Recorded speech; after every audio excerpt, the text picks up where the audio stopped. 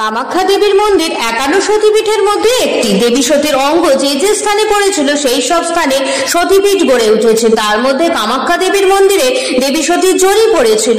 এই মন্দিরে সমস্ত সতীপীঠের মহাপীঠ মানা হয়। মন্দিরে জনি আকৃতির একটি কুণ্ড দেখা যায়। এই কুণ্ডটি সবসময় ফুল দিয়ে ঢাকা থাকে। অলৌকিক পরিপূর্ণতায় এই মন্দিরে মা দুর্গার জনির পূজা করা হয়।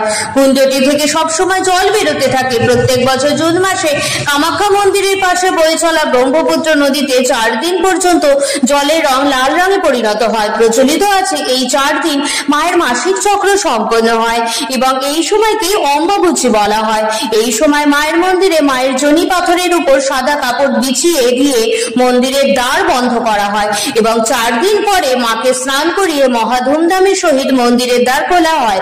দেখা যায় তখন সব সাদা কাপড় লাল রং ধারণ করেছে। এই লাল কাপড়ই ভক্তদের প্রসাদ হিসেবে দান করা হয়।